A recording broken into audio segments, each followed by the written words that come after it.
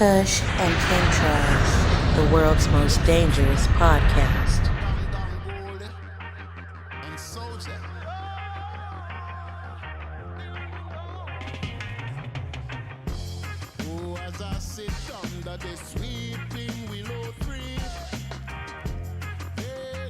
Hey, what's up, everybody? My name is Emmet Flores. And I'm Buck Ballsy. Welcome back to another episode of Kush and Chemtrails. Episode 33. Episode 33. With a special guest. Thank you for coming out, my man, Julio G.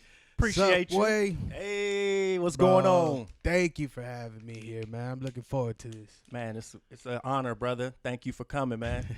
We put it together. So, yeah, man, tell the people a little bit about yourself, brother. You know what? I'm a comedian through and through, bro. I didn't even know it until I started going to comedy, but I fell in love with it, tried it. The comics that suck gave me confidence to do it. I'm like, I'm better than that. Like, you ever seen a professional fight where you're like, I can hang better than that? Facts. Like, it was that same feeling.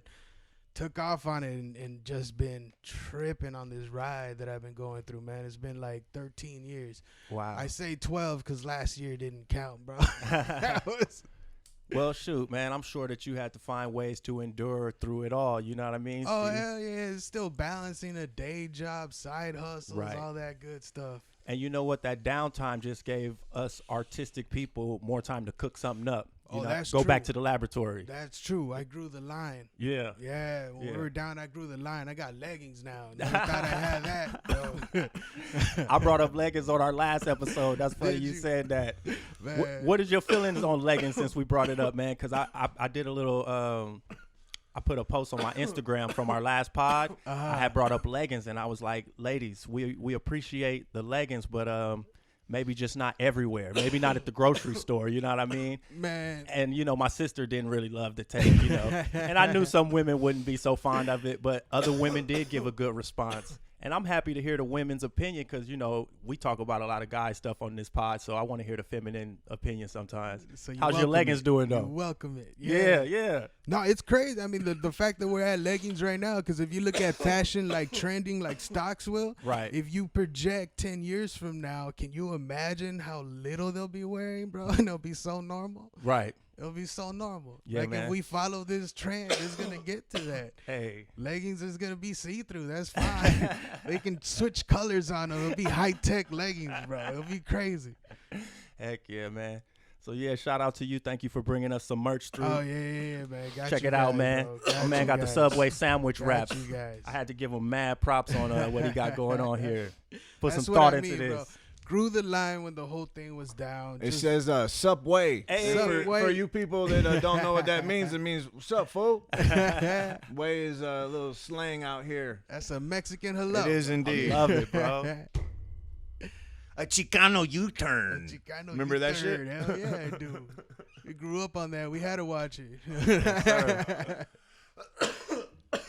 So I know when I met you, it was when you were doing a lot of promotion for shows and stuff. So do you plan on picking back up your promotion game, you know, now that things are starting to open back up, or how's that been going? If I'm 100% with you, man, my promotion game has gone down since MySpace left, bro. I've been riding a wave off everybody that knew me when I grew it that big. But I got lucky with the software program. They just send out messages. I mean, it's a numbers game, bro. Right. The more people that know about you, the more chance, you know. For so sure. that's when we used to sell out Love It's Club right Yeah, there at Universal yeah. Studios. Killing all three it. floors. I man. remember that. All three Good floors times, every man. time. bro. Uh-huh.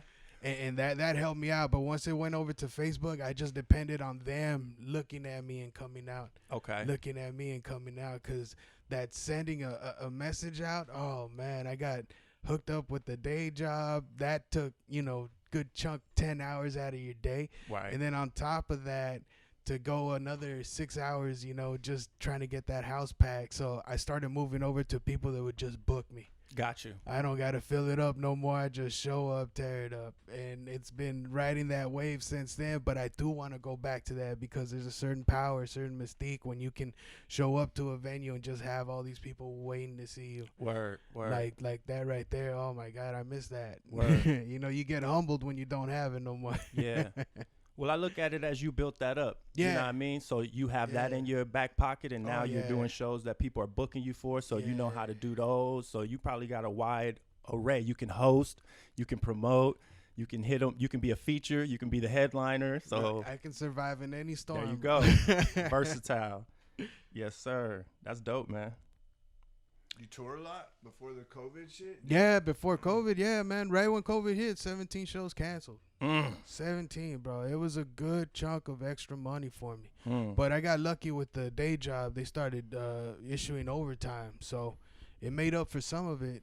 Word. But it's just not the same, man. Right. And it's a different mystique. I mean, you feel like a superhero performing on stage, but when you're at your job, I mean, it's like going from, Superman to Clark Kent, bro. Oh, man. Me and I'm at the Emmet, Daily Planet. me and Emmet definitely have had those Getting yelled at. conversations.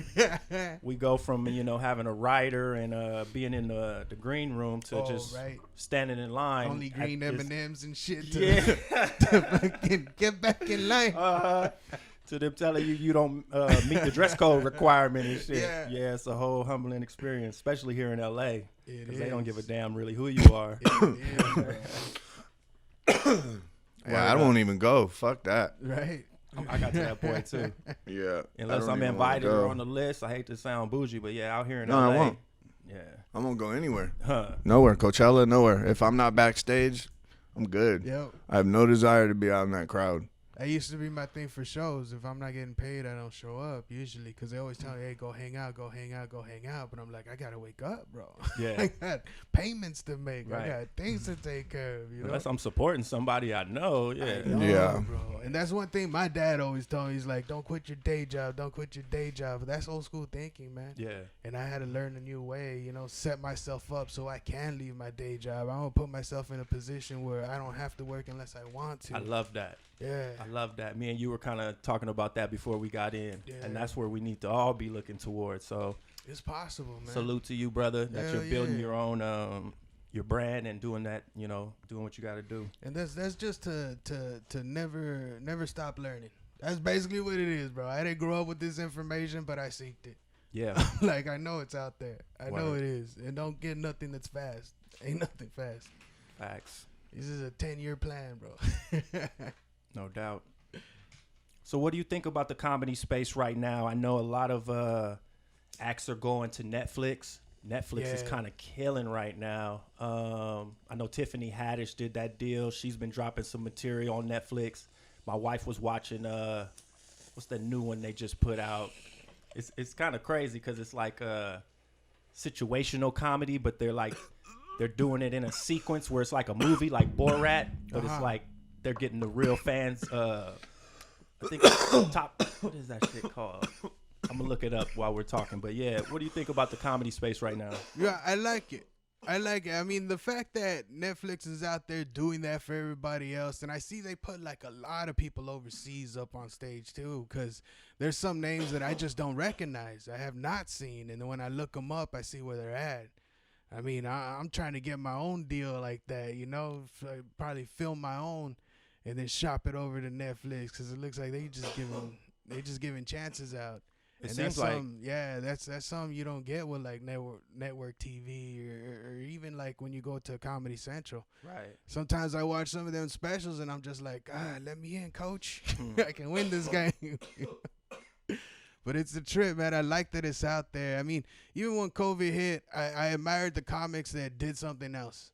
Yeah. Even though I didn't like that Facebook Live or the Instagram Live shows, I didn't like that. Zoom was a little better, but the ones that just found their this is a book I read a long time ago called Who Moved My Cheese, and that's exactly what they remind me of. See, it's basically a story about a group of mice, a group of men, and they all walk through this maze and they go to the same room every day to get some cheese, right?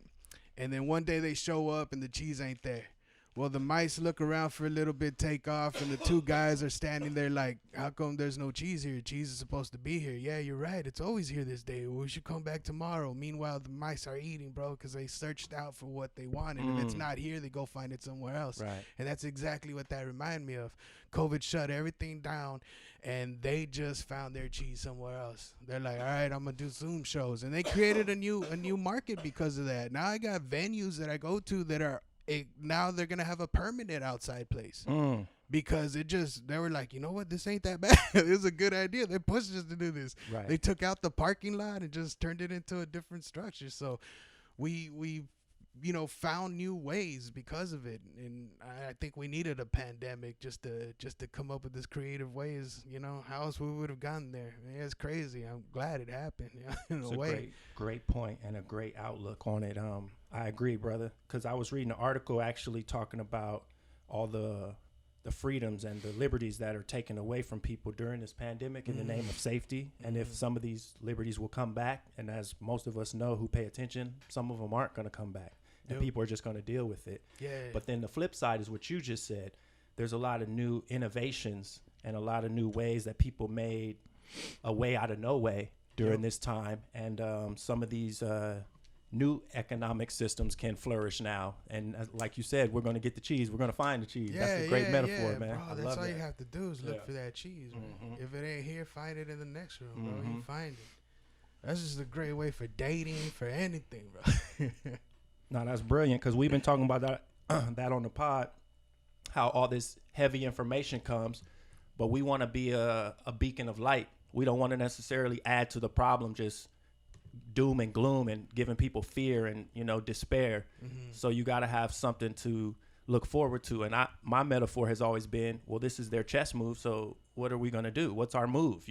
It's not to be fearful of, it's just to make your move. You see what's being put on us, instead of just being fearful and just dealing with it. No, make your move. Your life is to be lived, so live it how you see fit. That's it. I mean, it's a game. You do your move next. You're not a victim. Right. They made their move. You're not a victim of it. You just live your life differently, man. Change something. You find your way. I love that. Oh, yeah, man.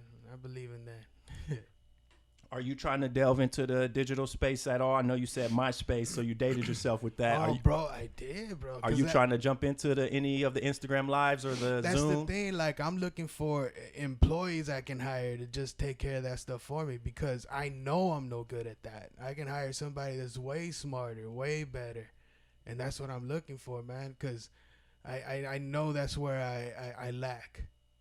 So I'm better off, finding somebody else that can do that for me. But I got so many things that I put in line. Like, I need to sit down and just simplify. Okay, what's number one? What's most important to you? And that'll be comedy. I mean, the other side hustles that I do was just to create money. Buy something one time and have that make its money over and over and over and over. Which is necessary so we could do what we love. Yeah. And now I got hooked up on this side hustle, that side hustle. So now I just feel like I'm pulled 10 different ways once I clock out. So it's just like, just keep fighting through, list what's more important, and just forget everything else. Well, everybody doesn't need to necessarily capitalize on the digital space. If you're doing well without it, then be it. That's the thing, yeah. Maybe it doesn't put you in a space where you're oversaturating yourself in the market. And honestly, I'm waiting for that moment where I don't have that day job, where I can be like, now let's go. Let's put these gloves on. I mean, you got all these years in the game. Right. I got all this material I've been working with. Like, it's just, I'm ready. I'm ready, and I'm just waiting for that little moment. So I've been setting myself up year after year after year after year so I can finally pull that trigger and be like, you know what, I'm done, but I'm still safe. I got a place to live. I'm not going to be worried, because I don't want to be stressed out over money things. Word. And then I think I'll dive in a whole lot better, but I definitely need to create a little workforce until then, bro, because I just can't do it all. I feel it. We run into that on the pod. We got ideas that we want to expand, but I guess in due time, I guess a lot of stuff is with the right timing, That's a crazy thing, man. If you don't do the idea, I think somebody else will come along, do it, and then either way, you still have that great thing. Unless you missed out on some money, I guess either way you see it. Yup. So who are some of your inspirations? Well, hell, right now is that what's his name, Gary Vanderbilt, that crazy dude on YouTube that just motivates people, tells them to get into flipping and buying at Marshalls and selling on eBay. Like, that dude, like, I love his enthusiasm. I love Gary. I can't remember his last name, bro. It's like huge Russian. I'll give you his information. Yeah, you got to share that with me. Yeah. Oh no, yeah. It's like it's just a great ball of energy, and sometimes like I've been looking at other people that have that thing that I want, and that's that guy that I'm focusing on right now. He used to be Tony Robbins for a long time, but I like the way he just like, I don't know, it's kind of like a no bullshit approach that he has to dealing with issues.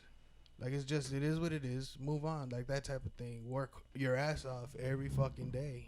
That way you're not bitching about how things ain't fair or anything like that. I mean, it just kind of took the work ethic that he has takes talent out of it almost. Yeah. It don't matter how fucking talented you are if you ain't working that hard. That persistence. Yeah. It's a whole different thing. That drive. Yeah, I love it. So I admire that. I want to seek it. So been looking at him, and he's definitely one of them that has it. What's his name? Gary. I'll give you his last name. We can look him up on YouTube too. I'm pretty sure he popped up. We'll put it in the comments for you guys. Yeah, Gary V. Gary V? Yeah. I bet some people already know. Oh, yeah, hell yeah. That's dope. Yeah, dude's a trip, man. And he just does all kinds of Well, I think he was like set up. His parents owned like a wine company, and then he got into the wine company, set them up, grew it even bigger, and then left it 100% to him. He didn't take a profit, didn't take anything. Wow. Gave it for the family, then started his own businesses off that. And one thing that it's crazy, like he can have $1 million deals, but he does what he loves, which is going down to yard sales, like finding a $40 Nerf gun and selling it for $200. Like that's the shit. He'd rather spend his weekend doing that stuff and stuff. But that's the crazy drive. Like this guy's like, you just find a way. Like the attitude that he has is just no bullshit. Because I think a lot of people fall into that victim. And that's what I've been doing myself when bad shit happens to me. I had a crazy 2019 year where I lost a lot of people in my life. And then 2020, I was like, that's my year. And then that shit happened. So I was just like, dude, I need to fucking snap myself out of this shit. Like I don't like the way I put myself. It limited what I was doing. I'm not even going out moving no more. So I'm just depression's fucking kicking in. So I was just like, you know what? Fuck this, bro. Like this isn't something that's happened to me. Like I can make a change. I can switch my mind. I did it with my weight loss. I did it with fucking. How much weight did you lose? So much. Over 100. Get the fuck out of here. Over 150, bro. Before you even said that, I was like gonna tell you was looking good. 150. Hey, 150 ounces. 150 pounds. Shut the fuck up. I was 360. All right, I'm at done. my I didn't know you were heaviest, gonna invite a compulsive liar over here, bro. looking I don't want to good, hear dog. this shit, dog. 150 pounds. Hey. Yeah, bro. Okay, Way. Yeah, bro. Yeah. Okay, Way. Okay. That's why I sell 5X, bro, because I got love from all people. 150 pounds? Where I come from. Yeah, brother. Gee, Yeah, man. that's a lot, Yeah, dog. yeah. It was like a switch in my head. I'm just like, I'm done. Damn, bro. I'm done. That's it. I realized that the people that taught me about food didn't know shit about it. I want to go find out. That's Learn crazy, whatever fool. the fuck I could, yeah. Because That's I knew dope. Respect. I knew I wasn't gonna fucking work out to get it off, so I concentrated on food. And then after a while, I started like working out because I had all this energy. I would go. I did like 7 half marathons, man. Since What? Really? Yeah. Congrats, bro. Yeah, because I wanted to do something I never would have thought I'd be. You able have a to little do. sticker that says 13.1? Bro, I only paid for 3, right? Because I got the medals, and I'm realizing that's all I'm fucking Oh, you paying got for medals? is a goddamn medal. Damn. Yeah, you just get one just for being in it. Julio Phelps. Julio Phelps. Who got medals? I got 3. I can take pictures You run of, barefoot? bro. You And run then after barefoot? that- no, I should, bro. That's that You run grounding barefoot? shit. All bro. right. Man knows. He knows. Connect with nature. Yeah. Like my feet bleed and shit. On the way up this hill, Yeah. bro. Now, yeah, after a while, I stopped paying for them. I would just go like Mount Wilson. I would go up that. Where's that? 7 mile. It's like in Pasadena, Altadena shit. area. Yeah. Yeah, so 7 miles up is like about 3,400 feet. And I'll just run as much as I could and then just straight back down. Damn. Yeah, that would be it. So instead of paying for that shit, I'll just go do it It's like myself. Herschel But- Walker, bro. Bro, it was this firefighter that showed me that shit. Damn, those 'Cause fools are fit. Bro, I've always been on that kick. Like, look for somebody that has what you want. So this dude, he was an ultra marathon runner. He would do 100-mile shit. races. Whoa. 24 hours, bro. Whoa. That's fucking nuts to me. But it shows me how fucking powerful your mind is. Right. 100 miles, Where dude. it can push you, bro. It can push you to that fucking. I mean, all you're doing is drinking fucking Gatorade Go-Gurts. Like that's all I see him do. Just take that and just fucking run. That's nuts to me. So that's why I know I can't bitch about being tired in the morning. They got Gatorade in the little Go-Gurt pouch. Yeah, that's basically what it is. It's like a little squeeze one. Like an Otter Pop that melted. You got little shots funny, of water, bro. Little shots of water next to toilets, bro. That's it. Damn. But for 24 hours, can you imagine doing that shit? So that was the trip for me, is that I can push myself to do whatever the fuck I want to.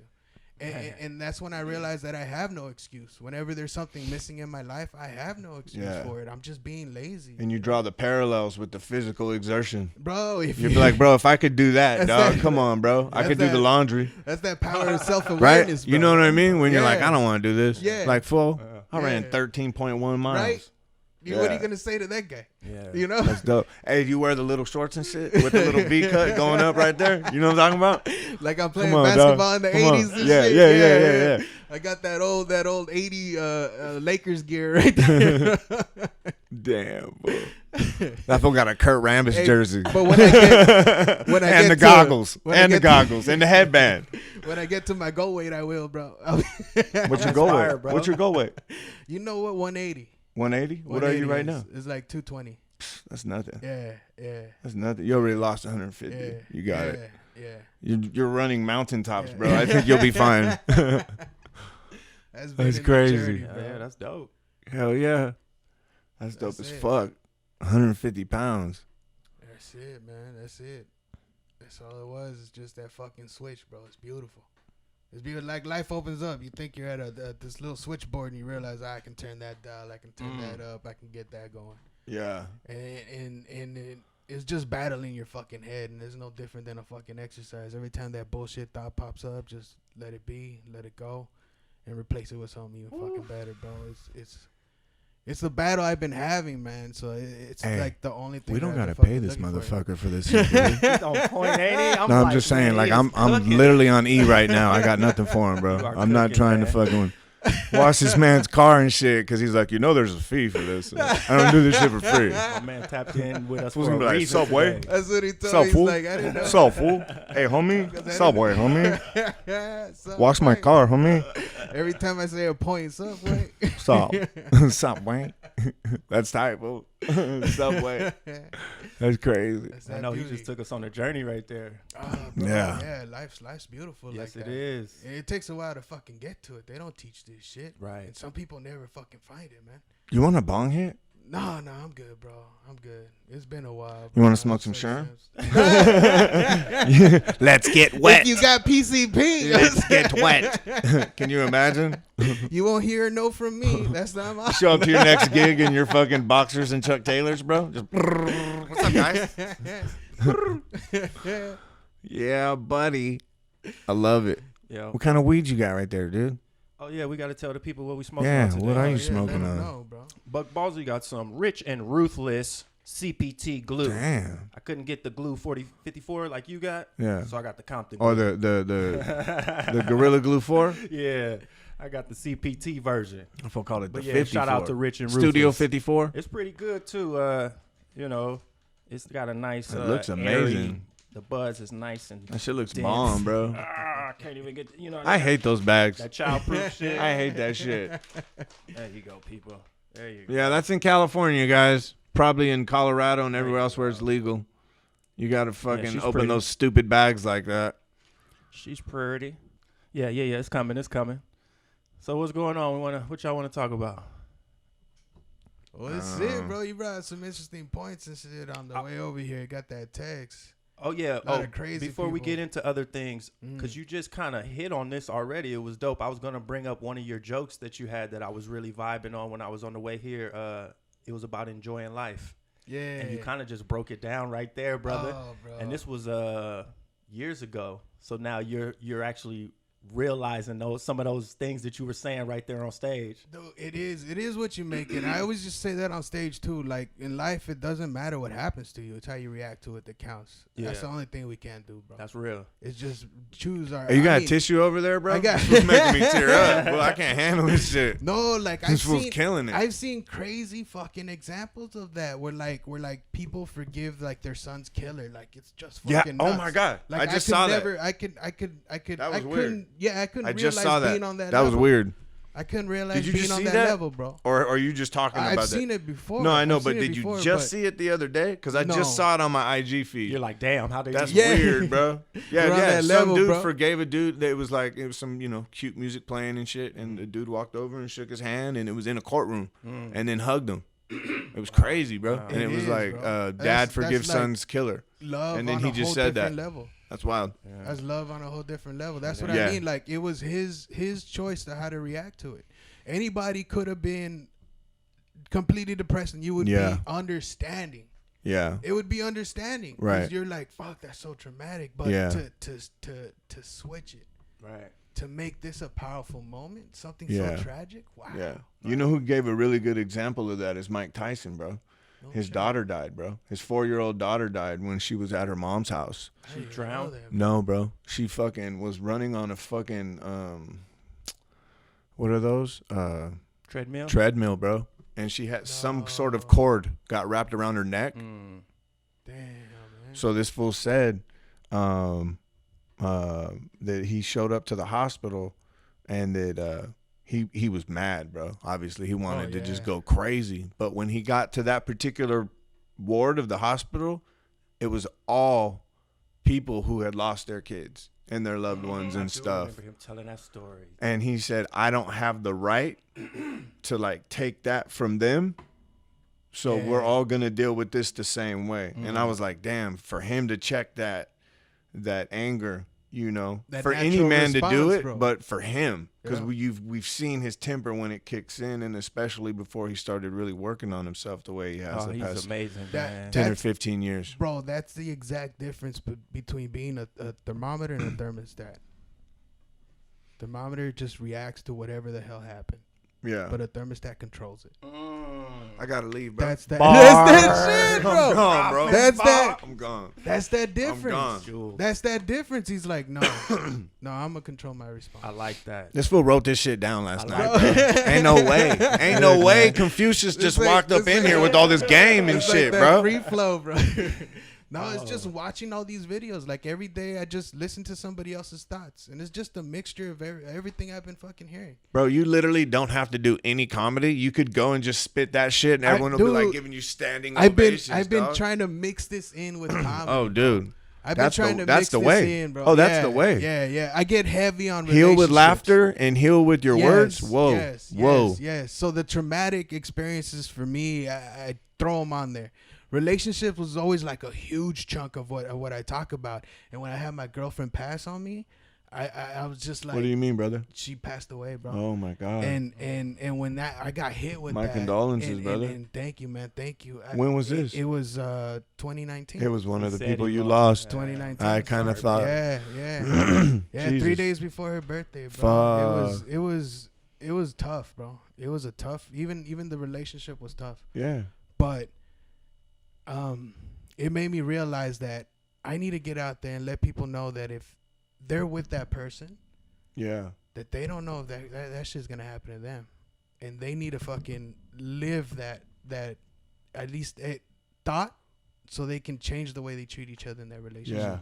Because I know if I would still have her here, fucking things would be so much better. Like all these million things I wish I would have done so much different. You know, like Right. I wish all those times we sat together on the bed just on our phones. Like I wish we would have fucking talked more. I wish we would have just done so many things different.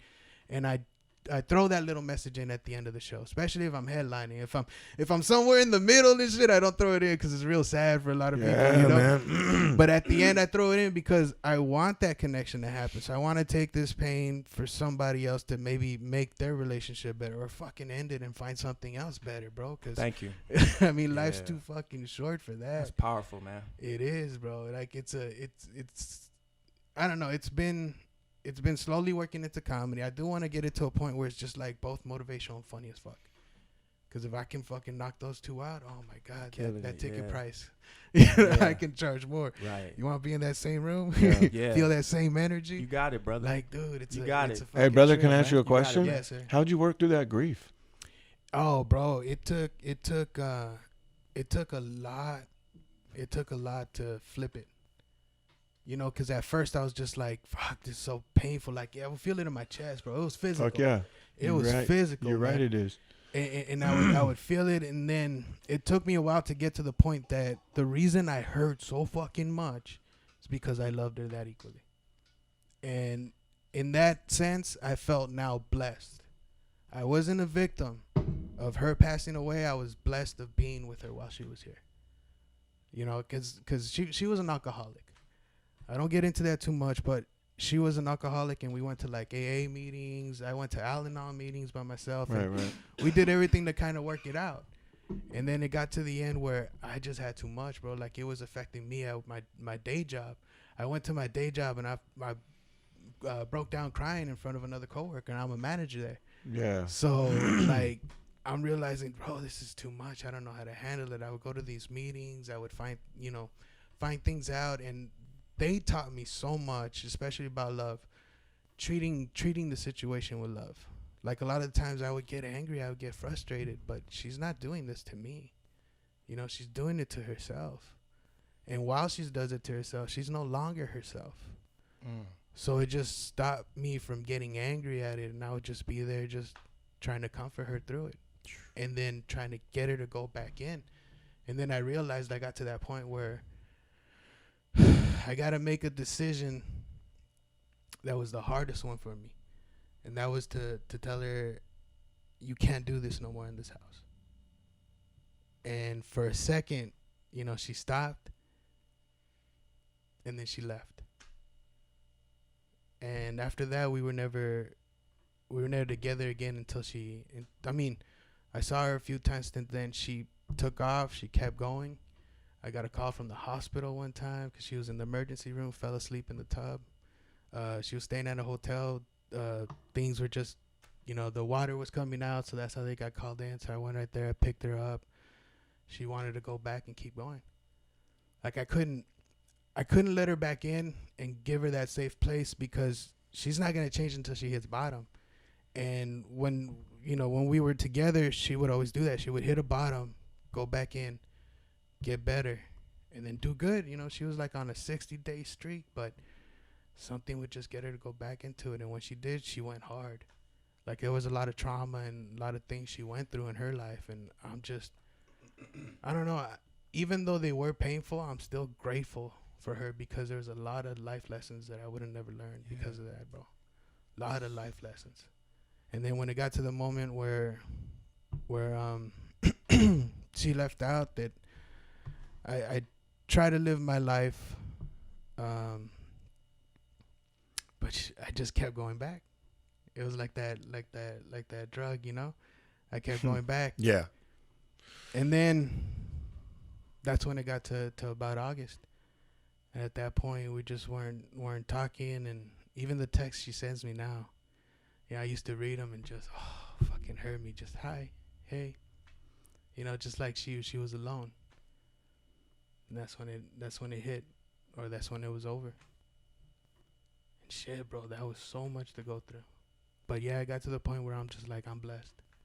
I'm blessed because I learned all these lessons. I'm blessed because I probably made her life a little better towards the end. For sure. Yeah. For sure.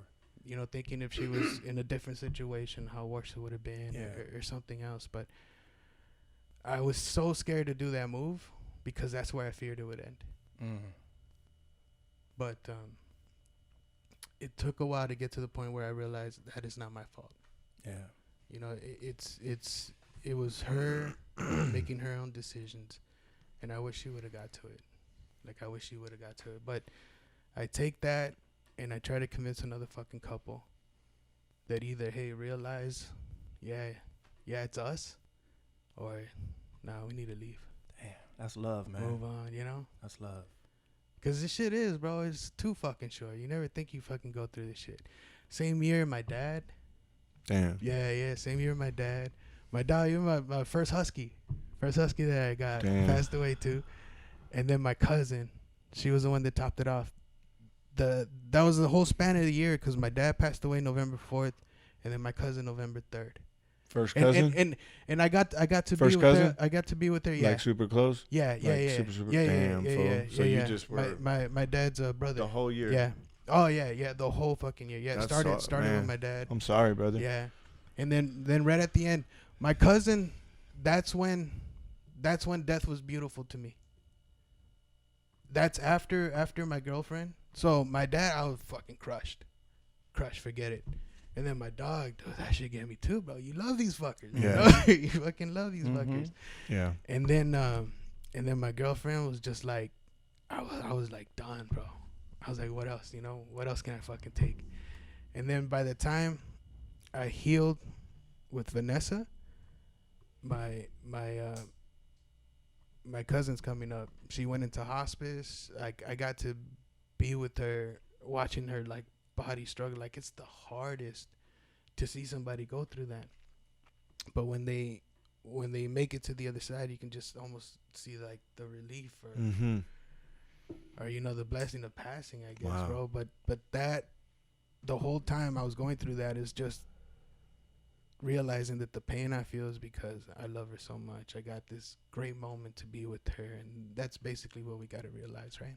At that end, bro. Thank you, man. Thank you so much for sharing, brother. Yeah. And to see where you are now before we knew any of those things you went through, that's a real journey you've been That's on, crazy. man. You showed up all smiling and all, hey. But it's not What's even, up, man? It's not fake either, though. No, I know. It's genuine. Like you've been through some stuff, but I could tell you've done some spiritual growth. And That's wild, man. Oh, bro, that's the only way to stay breathing after that shit. Cause I get to those moments where I'm just like, the fuck, bro, like really, and you just want to be like game over, just fucking stop it. But nah, I know. You know what? This is gonna sound fucking funny, bro. But Hamilton is like the one fucking musical. You ever seen that shit? Yeah, Alexander Hamilton. That shit fucking gave me so much motivation, bro. How do you write like you're running out of time? Why? Because he supported like central shit, banks bro, or what, bro? no. What's going on here? Who is this guy? Who sent you? I think there's a song on that soundtrack that I about really like. Theodosia or something like that. Yeah. Because it's like it remind me of what I would say to my son. Death doesn't discriminate against the. Oh fuck! How does it go? Look that shit up if you want, G. Yeah. Death doesn't discriminate. Oh fuck! I love that. From Hamilton the musical, you said? Yeah. Hamilton the musical. I'll just type that in. And Theodosia is I think is the name of that song. That song brought me to tears, no lie. Because I think there's a song. Is it a song? Yeah. No. Yeah. It's part. Well, the Theodosias might be separate. Death doesn't discriminate. Yeah. Wait for it. Song by Leslie Odom Jr. Wait for it. Yeah. This is it. it. Be out the house. This right here. Too bad we're on YouTube, or else we play you guys a clip. Yeah, it just takes and it takes. Oh, we can't play it? Nah, we'll get copyrighted if you play more than like 3 or 5 seconds. Really? Yeah. Stop it. There you go. Listen to that. Yeah. Check it out, people. That's like that game show, remember? Bro. You had to guess what it was off the first like 2 or 3 notes. 2, 3 notes, yeah.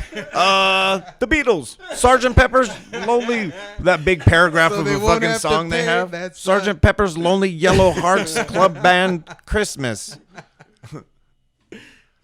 Yo, man, that was such an inspirational story, bro. But yeah, it's weird where you fucking find inspiration. The whole musical, just that whole thing about life, like what a great time to be alive and fucking keep working your ass off. Well, I don't know if you know it, but you coming here and sharing that with us is right on time with the transition of kind of what we're doing with our pod, because we kind of been in a dark space dealing with, like I explained to you, the whole COVID and then the whole politics and the politicizing of everything.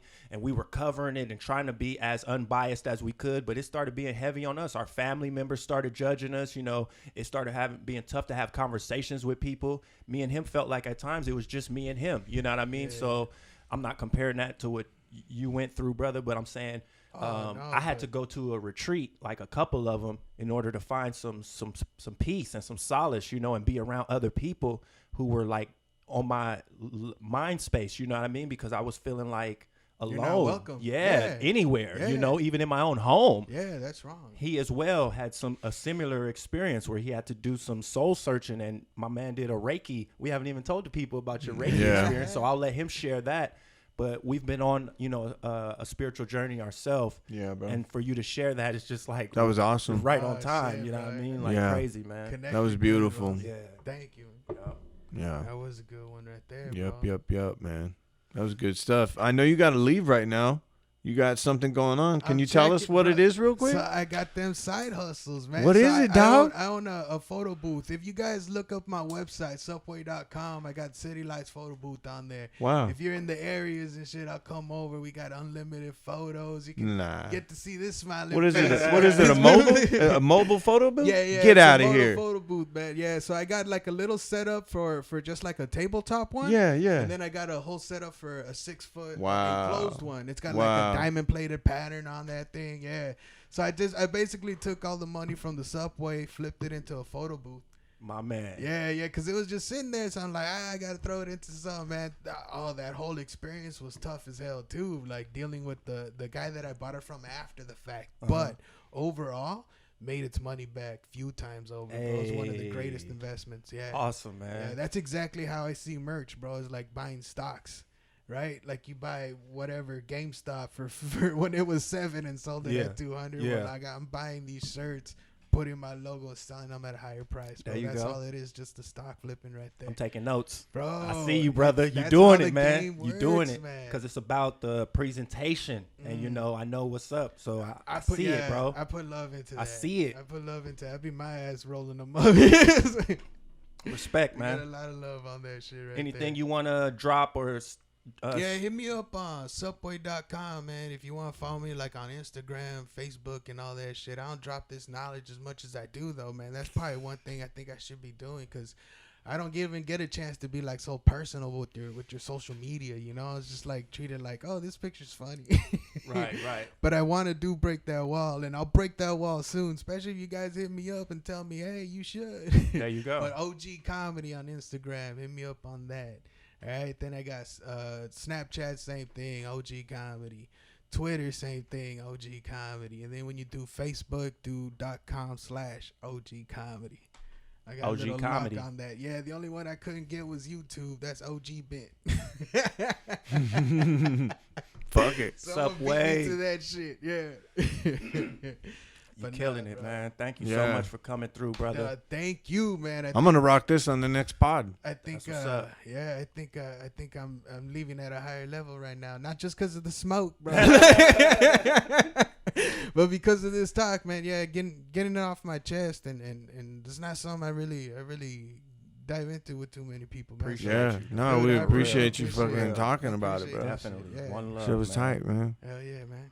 Thank you guys. Shit was bro. good. Well, cool. We'll break so my man can. Yeah, we're gonna take a break, guys, and hope that motivated you and brought a little peace and Julio G. solidarity Yeah, bro. to Thank you for always showing me to love you. too. Whenever I was in the spot, man, you always yeah, made me bro. feel like family. You know what I mean? Shout out to Smokey D's. Smokey D, So too, man. That's yeah, my thank boy. you, brother. Hell yeah, number love. Glad that. you come through. Smokey.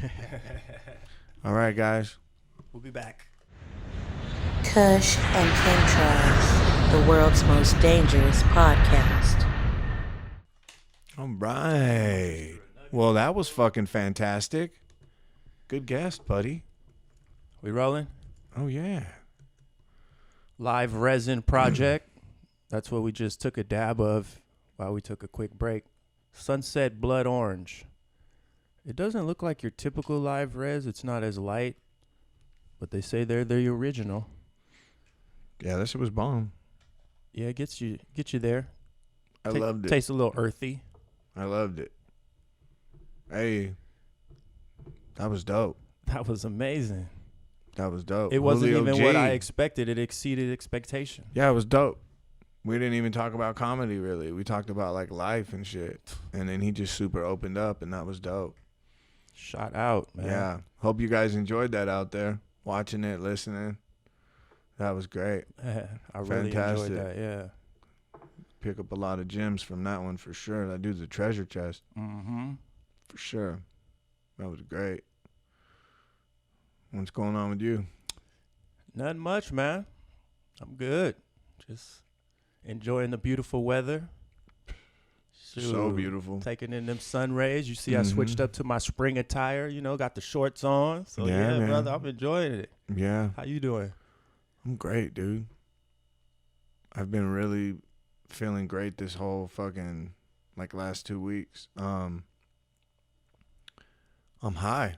This weed's really good too, and that dab got me high. What you smoking on? I gave my shot out last segment. Yeah. What you got over there? I got from Connect 4 is the delivery service out there in Hollywood, and I got some Chaos OG. Hey, and shout out to them, dude. They they hook up fat sacks, bro. Nice. Dude, look, this was an 8th, and look what it says on there. Read it for the people. 4.7 on the 8th. $35. Oh, that's love. For 4.7. Yeah, and that's it's bomb, love. bro. This is top shelf. Because you don't fire. see that anymore. Yeah. Now that everything's prepackaged, that's one thing I've said Smell is it. you don't get the love anymore. Oh, yeah, this is perfect. Yeah, $35. That's nice. And they deliver it. Citrusy. Come on, man.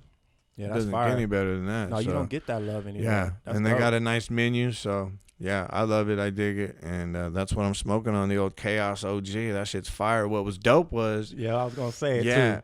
was I was talking about, no, you and I Uh-huh. were talking about the Greek god of chaos. Uh-huh. Because I brought up chaos, and then you were like, well, the Greek god of chaos. And then Yeah. you're like, I actually think his name is chaos. Yeah. And then you were like, it is chaos. Uh-huh. Later that day was the first time I smoked this shit. Boom. And I was like, damn, that's weird. And then fast forward, like maybe 2 weeks, and I had just bought this, and I was talking to you, and you brought up chaos again. For the podcast, I was like, oh, yeah, remember we got to talk about chaos. Yeah. And then I was like, damn, fool, I just bought some more Chaos OG. That's crazy. Yep. That's the second time that shit happened. So Well, that shit was wild. the whack part is I didn't do any research on chaos like I told you I was, but I'll tell the people a little backstory on why I even brought it up. Me and Emmet try to make sense of a lot of the stuff that's going on, and it's like we're getting conflicting information. I'm sure you guys try to rationalize a lot of these things too. I'm not going to give specific examples, but you just try to make sense of what's real and what's spin, what's a narrative that's being pushed, and what's facts, you know, or even how the facts or the numbers can be manipulated at times. So you're just like trying to make heads or tails of these things. And what we came to the conclusion of, or what I proposed was, man, chaos, you know. Maybe we're trying to make sense of something that's nonsensical. You know, at some point, me and you have pointed out all the hypocrisies left and right. We've put ourselves in a tizzy trying to make sense. And when other people don't see it like we see it, we're just like, really? It's so obvious, you know? So what it is it's just chaotic. They're not trying to necessarily make the ends meet or tie it up like we are. They're just trying to put us all into a stupor. Exactly. Yeah, so, and that's where we came, and I was like, chaos, let's look up this damn thing, because I've heard about it in the past. Like, I watch a lot of lecturers that go into mythology and, you know, deities from, you know, folklore or ancient times that are still resonating today, because what happens is these deities just change names, you know, the ideas still kind of remain, you know. So something that we may call something today may have similar ideology from the past. So they make these connections. And yeah, the Greek god chaos is what it feels like we're under. Is just it's just some like the Freemason things though too. I know you'll correct me if I'm wrong. It's things that are like out of what is it? I can't think of it right now, man. I'm having a brain fart, but you know, some of the Masonic tenements, I believe, are similar with to deal with chaos. Maybe you can speak on it. Yeah. No, I can't think of any off the top of my head, but what I will speak on, Basically disorder. Like, yeah. Yeah, it makes perfect sense what you're saying. Absolutely. That's why I like you so much, James, because you always make so much perfect sense. I try, brother. Oh wow. I try. But it's chaotic though. yeah, orale, no pun intended. Look at this guy. Wow. Man, just staying on topic. This guy's trying to win a fucking Emmy. I'm trying. Shit, you're doing a good job, they bro. have awards for podcasts. Doing a good job. Yeah. What are those called? I don't know. Pimmies? A Sammy or something. Pimmies. Yeah. Pimmies. We want one of those. We want a potty. Yeah. A potty. Potty. A potty, Oh, fool. man. We want a potty. But I think what's important is that, you know, that's when the people, all of us, we need to step up when they are making the chaos and find the common ground. Because I know what causes the chaos is our differences of opinion and our differences of perspective. Correct. So we're not going to all agree. And they're banking on that. Correct. And they're banking on stirring the, hornet's nest with people's emotions. They know how emotionally attached people are to their ideals. It's a big deal, you know. Like, wow, this is like my whole existence is based on this, right. And now you're attacking it or you're threatening it. So I understand how people feel because I feel that way. You feel that way. We discuss it. So it's just important at that time to be like, look, we don't know who to trust. The media is tripping. There's people online that we know are tripping that are trying to use different titles and headlines for clickbait. Yep. And they're making stuff up just as well. So it's going both ways. And so everyone just has to be like, hey, kind of take a step back and find that common ground, whatever it may be. And it's going to be different for every situation and every person. It's not going to be like, okay, well, this is the one way that it's done. It's going to vary because there's so many variables with everyone's opinion and perspective. We agree on probably like 80% of the things. Yeah. But if we focused on those 20% of the things, this wouldn't even be a show right now. Right. But we focus on the 80%. Right.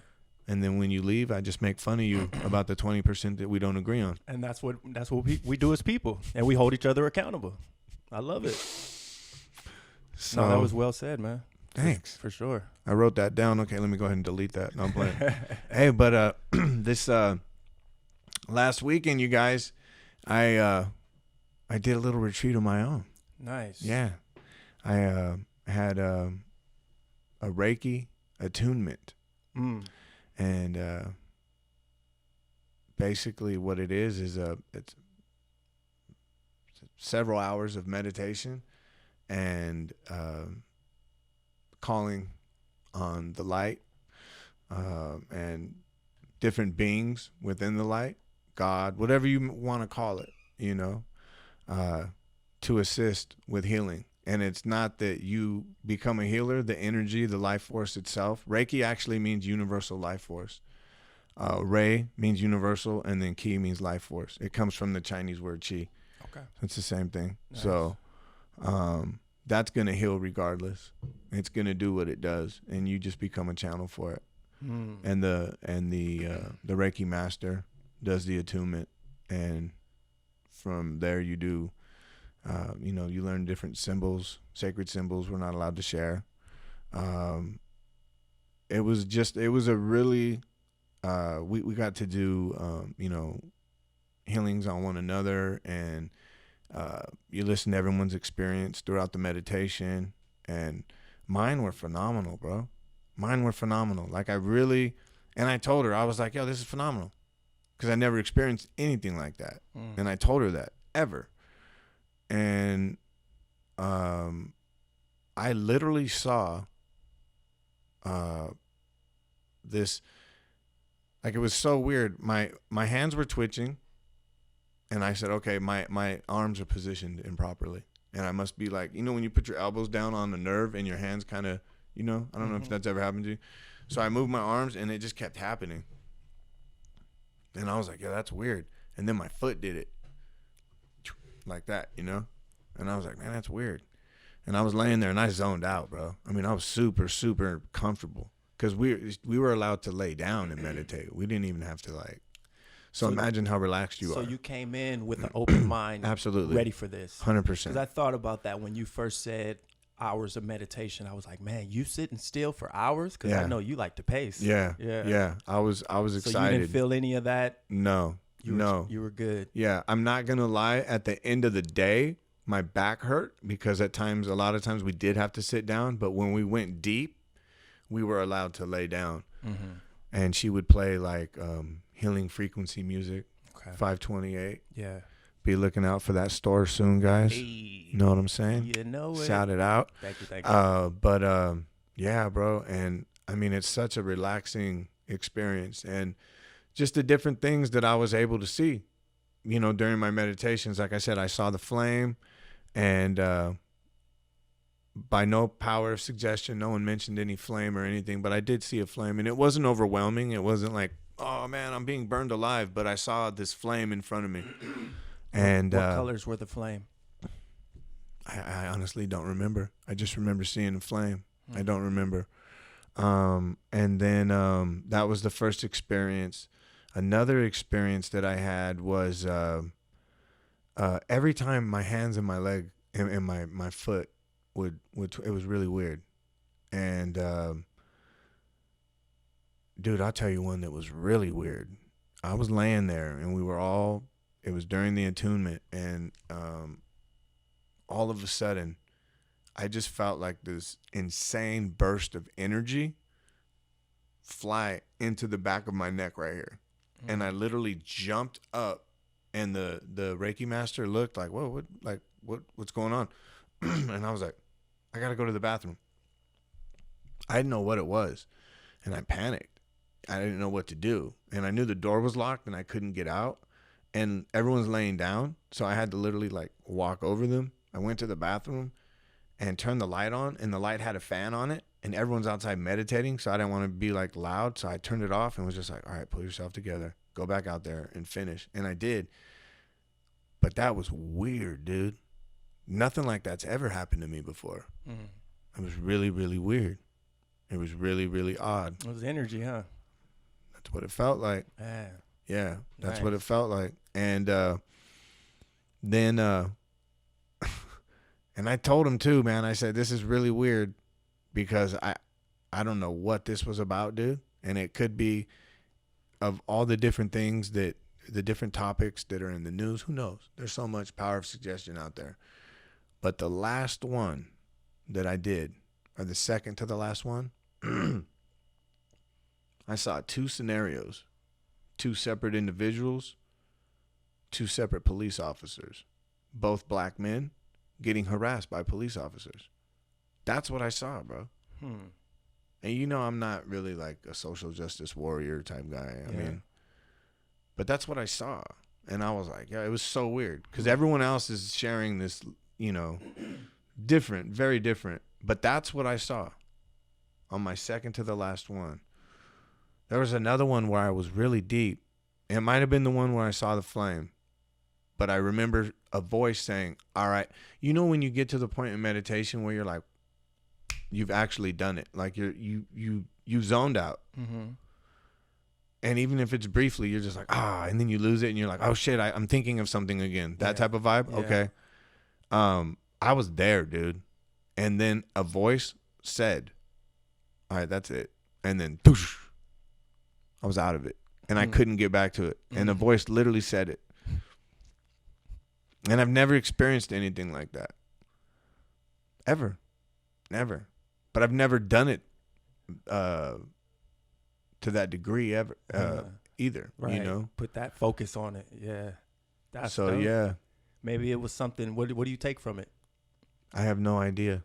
I have no idea. I mean, I was open to the experience.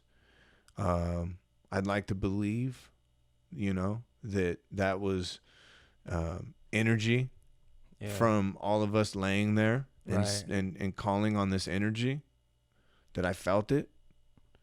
But I also believe in the power of suggestion. That's why I bring it up, because I don't want to discount that.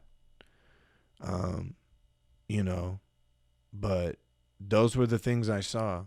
And I think there might have been, I wrote it all down in a journal, but just the overwhelming relaxation, being at peace, and then learning the backstory, because the whole time you're learning too, they're teaching you the history of it, what the symbols represent, where they come from. Some of them come from Shintoism, the old Japanese religion. It's just really interesting, man. So yeah, I had a great time, and she also does the crystal therapy. Nice. I signed up for that. I put a deposit down on that. Cool. So I'll be taking that in a month. So that's gonna be awesome. I saw you had some stones. And, Yeah, brother. You got the ones on right here. I got some the ones you pictured. Tiger's though, eye. Was that from the session, or did you purchase the tuning fork? No, that was her tuning That's hers, fork. the glass one, huh? Yeah, that was brother. cool. Yeah. But Yeah. those that you're rocking are nice, man. Thank you, brother. Yeah. Yeah, and I got these too, man. Oh, Remember yeah, these? The Palo Santo, Remember these? For sure. Yeah, Yes, I got these from indeed. a friend of mine, man. All the way from You know the Colombia. golden rule, right? What's that? Do unto others as you would have them do unto you. Hey. Know what I'm saying? That's beautiful right there. That's Air me. player? Man. One love, brother. Yeah, Thank you. man. I'm rocking that right now. That's some Muka-ite, bro. That's hot. Yeah, helps with decision making.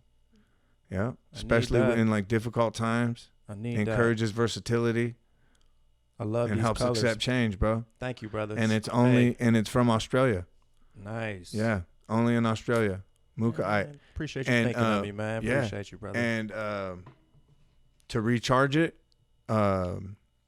sage infusion. Okay. Just dip it in that, I got you. recharge it, bless it. You know, with your blessings, what you want it to work Put for. your and- intent into it. Yeah, baby. Yes, sir. My wife, shout out to my wife. She brought I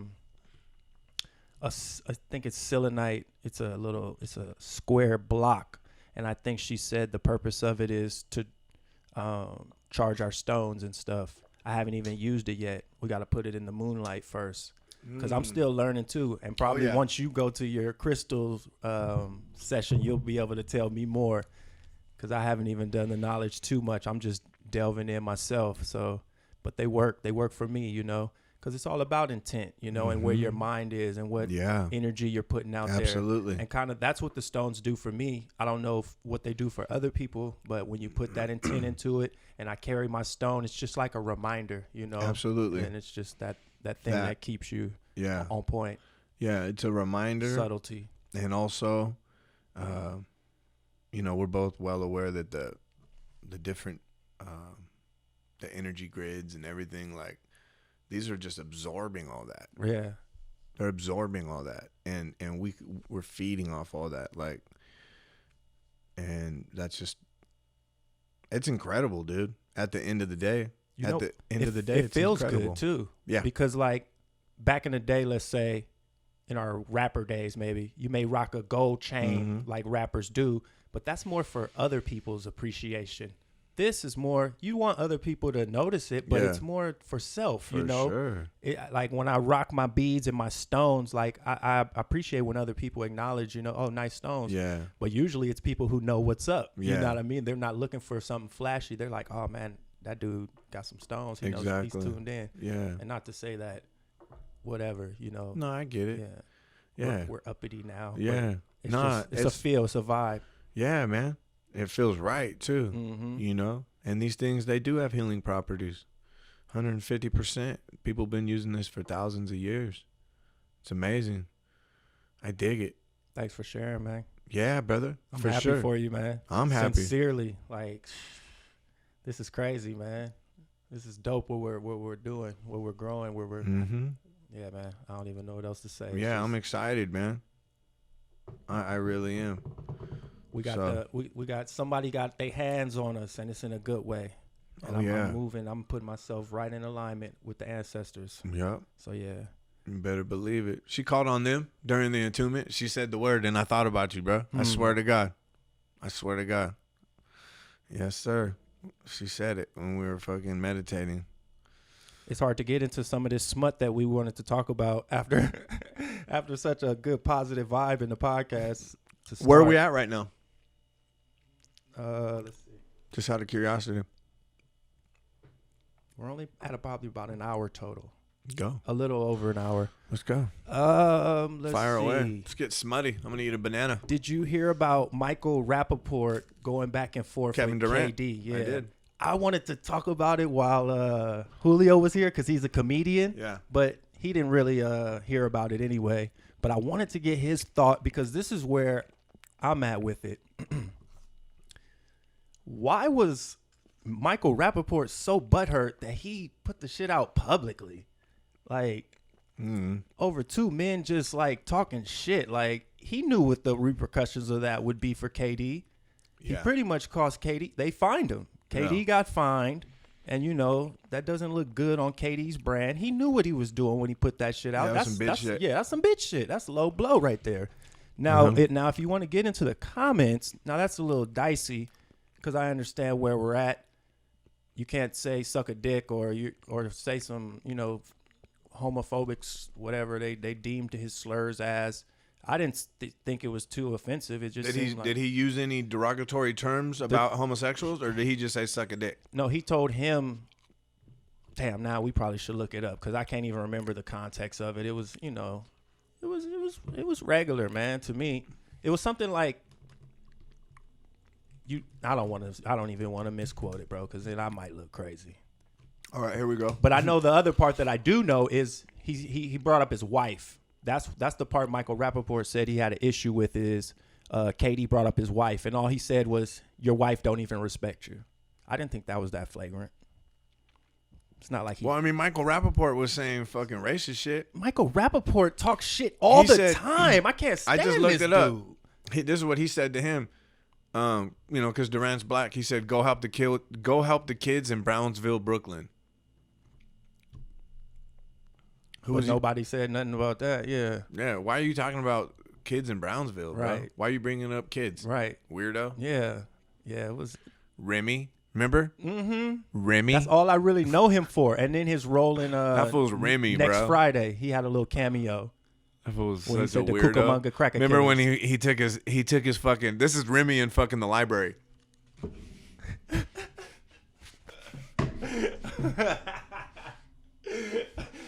Oh, bald and shit. I Like he love was that so movie. crazy because he was bald now. Didn't they? I was like, what the fuck? Kill Tyra Banks in that movie? Yeah, Oh, he I did. was Remy. so heartbroken. Remy man. did it. Oh, And you killed Tyra Banks, motherfucker. Yeah.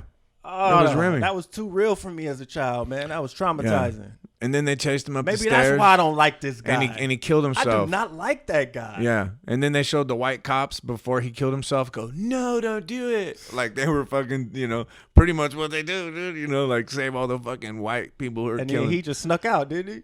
No, that fool offed himself. Oh yeah, he did. That's right. Remember? And they were like, no, don't do it. Oh yeah, that's right. After he had killed all those people, they're like, no, don't do it. He killed Tyra Banks. He killed Tyra Banks. She's fine, bro.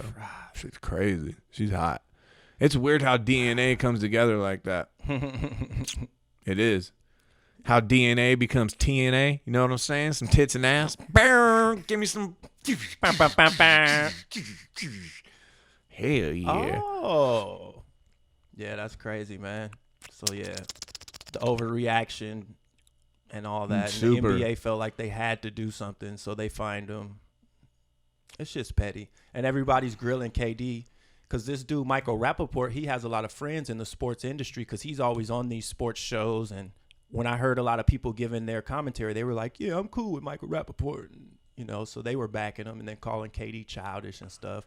KD sensitive. But everybody know KD, his name is Easy Money Sniper. That ain't just because he hits them threes on the basketball court. He taking shots at all y'all fools. He ain't going to let you say nothing. It says homophobic and misogynistic. Well, I mean, it's two guys talking, bro. And all he said was just like something like, "You're." Durant replied, wait, hold on. Oh, they didn't even really show. It's just saying whatever, no. Offensive and derogatory. People know by now. Yeah, I get it. I get it. It was weird. It is. Gonna put the man's DMs Yeah, out publicly that was to whack. shame him. Yeah, That was whack. and you're a comedian, like, That was and whack. you take shots at people all the time. Don't Like, do it, Mike. That was lame. Mike. Super lame. Gotta be better than that, bud. What else we got? Bad Baby made $1 million on. Oh, I heard. On OnlyFans in about I heard 6 hours. Yeah, that was pretty crazy. That's the one from Dr. Phil, right? Yeah. Catch me outside. Catch her on OnlyFans. That's great. Only Good for reason I him. brought it up is because it makes us look weird as guys, though.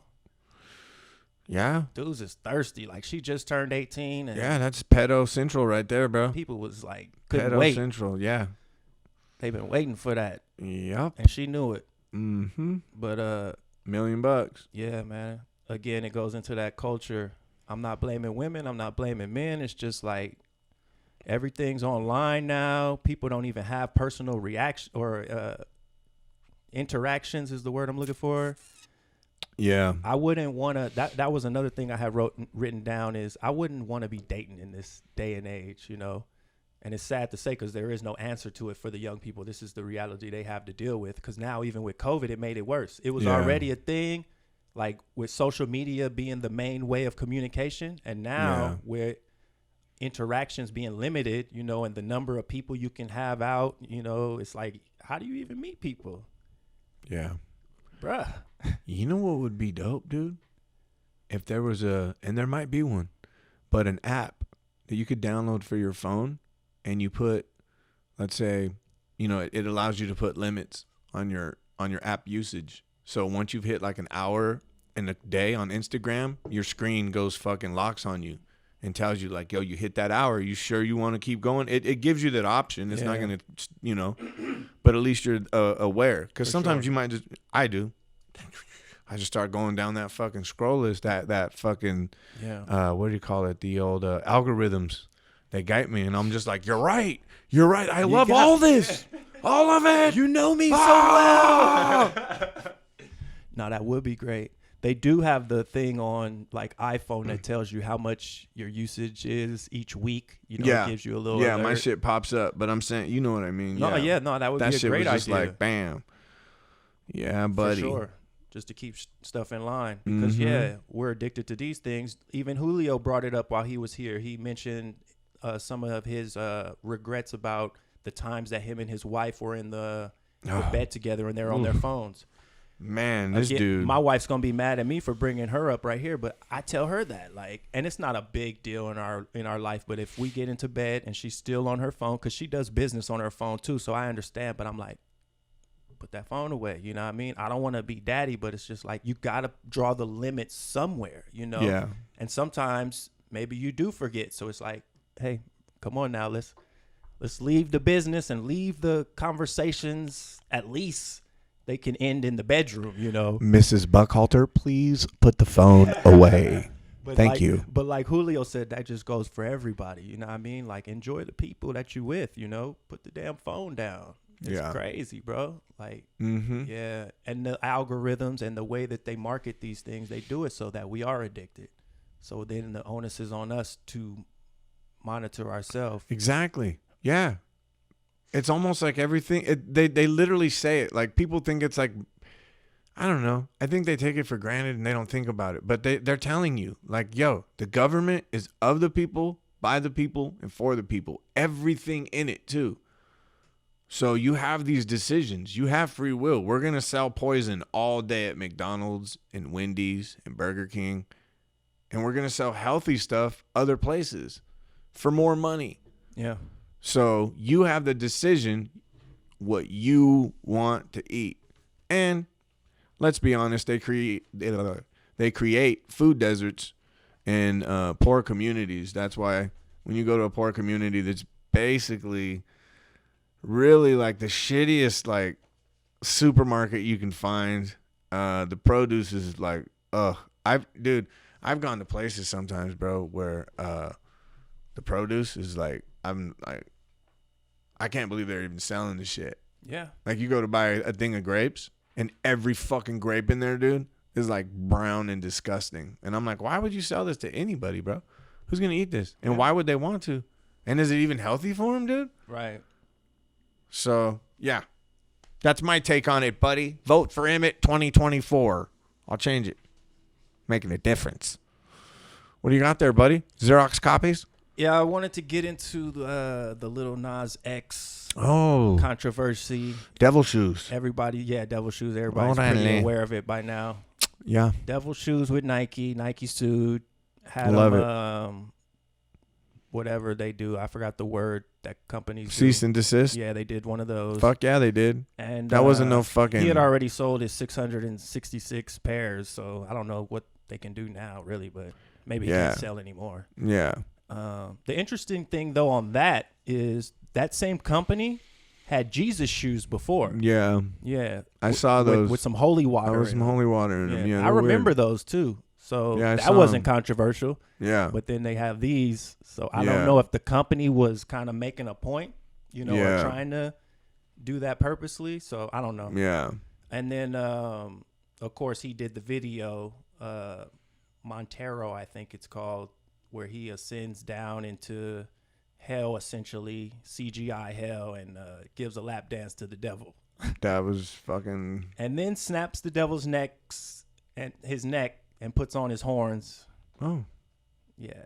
Okay. So I didn't get that far. It had some Adam and Eve in it, a little bit of the serpent in the beginning, a little Alice in Wonderland vibe. Yeah. It was different. It's funny, dude. Like, he's like, yeah, 666 and the devil and da da da, all this, and I'm like, that's cute. That's what you think it means. And you made shoes and all that. You made money off of it. But at the end of the day, you're talking about the speed of the Earth. Right. The orbital speed, around 66,600 miles per hour. He who hath ears, let him listen, and he shall hear. I think it even refers to like the carbon, right? Six. I've heard that as well. Yeah. I've heard that as well. Yeah, 6 protons, 6 electrons, and 6 neutrons to make up carbon.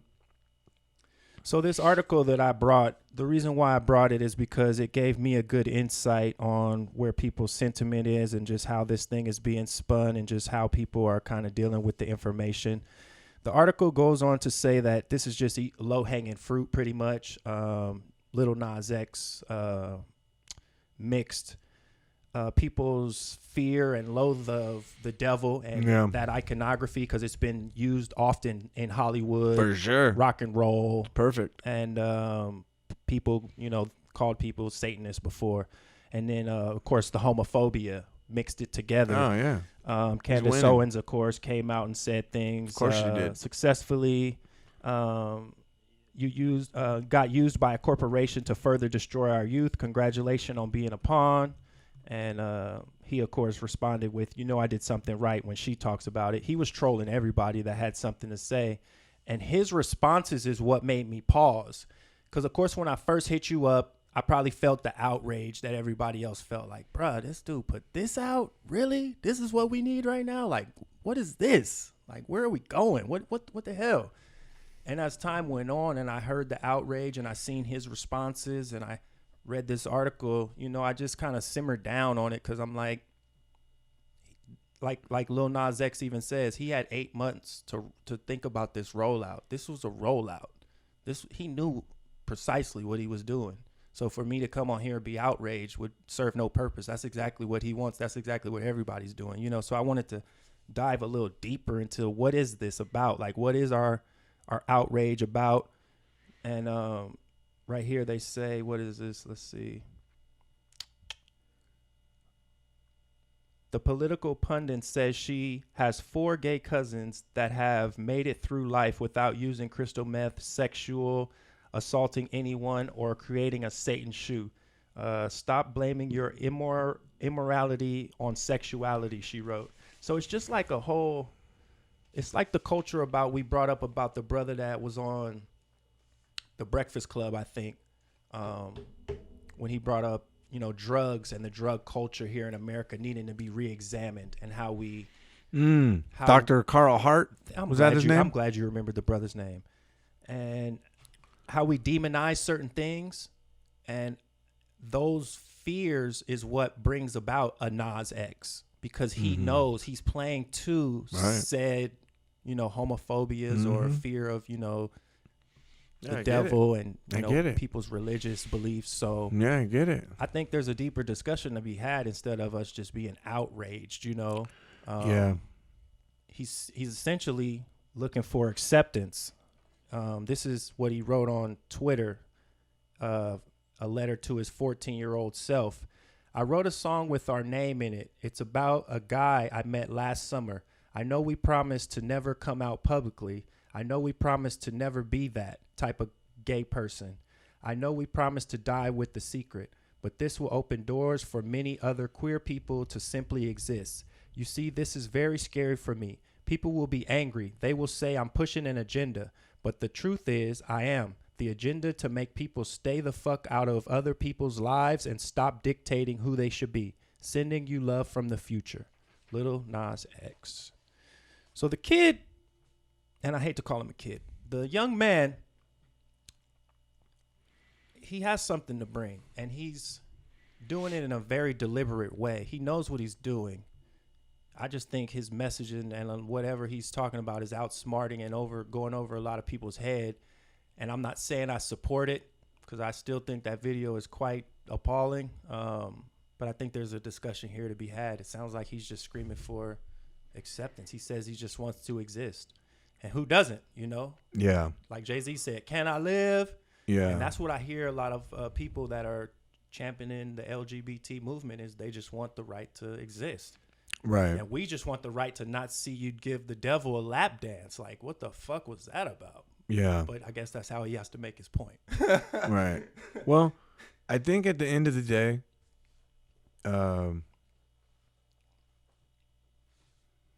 it all comes down to educating yourself and taking care of your family, right? Like, I know you're a really good dad. Like, let's face it, you're a great dad. Thanks, man.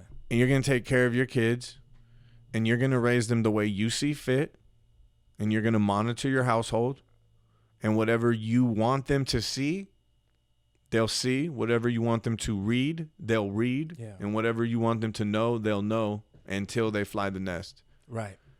And I think that's the most important part for everybody.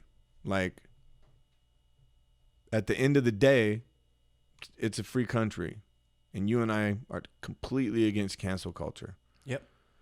So if he wants to dress up and do his thing, I'm not going to watch it. I would prefer my kids. Honestly, I don't really care what they do at this point because they're older. Yeah. But yeah, when they're younger, I get how it would be. You know, I wouldn't want them watching it when they were younger. There's a lot of things, not just that. Mm-hmm. You know, there's a lot of things I wouldn't have them watch, expose it to as they're younger. Right. But yeah, I mean, what it comes down to is keeping your household in order, and like he's saying, staying the fuck out of everyone else's business. He even said it to one of his detractors, Joyner Lucas, who's a rapper who drops some pretty dope bars, you know. Yeah. I think he's with Shady maybe. But yeah, he did a song with that dude. Joyner came out and said, you know, you kind of got our kids liking your stuff with the whole Old Town Road thing, and you can't deny the fact that, you know, that was kind of a kid's anthem. Right. So then without warning, you drop this.